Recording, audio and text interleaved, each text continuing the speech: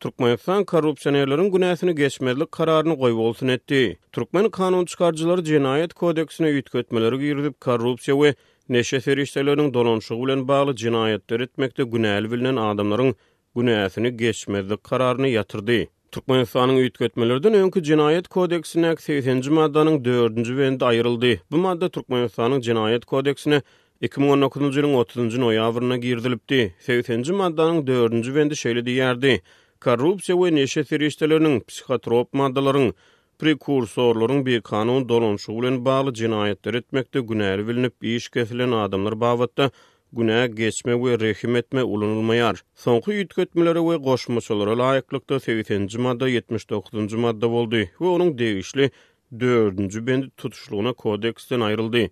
Täze kabul edilen üýtgetmeler we goşmaçylar bilen Türkmenistanda korrupsiýa we neşe ferişteleriniň psikotrop maddalaryň prekursorlaryň bir kanun dolanşygy bilen bagly jinayatlerde iş kesilen adamlaryň günäsiniň geçilmegine ýol açylýar.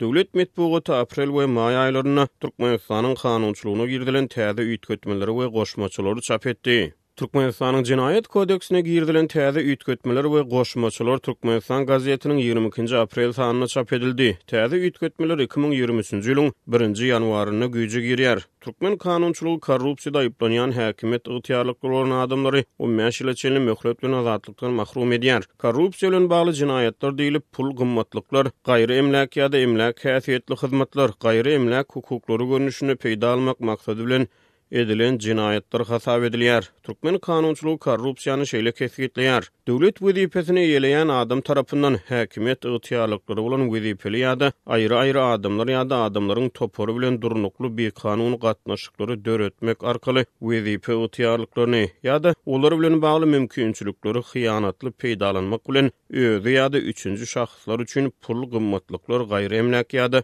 emlak häsiýetli hyzmatlar, gaýry emlak hukuklary görnüşini peýda almak maksady bilen jemgyýetçilik we döwlet bähbitlerini wehim salýan bilhasaýyn hereketler. Şeýle-de Türkmen kanun çykarjylary Türkmenistanyň Jinayet kodeksine korrupsiýa bilen bagly maddan 2019-njy ýylyň noýabryna girdipdi. Soňky üýtgetmelerde we goşmaçylarda bu madda saklanyp galýar. Türkmenistanyň kanun çykarjylygymyň ýokarky palatasy bolan Halk Maslahatyna eks-prezident Gurbanuly Berdimuhammedow, aşaky palatasyna Gülşat Mämmedowa ýol başçylyk edýär. Gurbanuly Berdimuhammedow 2022-nji ýylyň fevralyna prezident wezipesinden çekilmek niýetini aşkar edinne özüniň syýasy tejribesini mundan welek Halk Maslahatynyň başlygy wezipesine gönükdirjekdigini aýtdy. Sinçiler Türkmenistanyň parlamentini erkisi döwlet instituty hasap edip gelýärdi. Türkmen kanunçylygyna girdilen soňky üýtgetmeler we goşmaçylar Türkmenistanyň eks-prezident Gurbanuly Berdimuhammedowyň ýurdun diňe kanun çykarjylygymyna ýol başçylyk edip başlamanyň ýzyanyna gawat gelýär. Türkmenistanyň döwlet ýol başçylary her ýyl ýyry bayramçylyklar münasibetli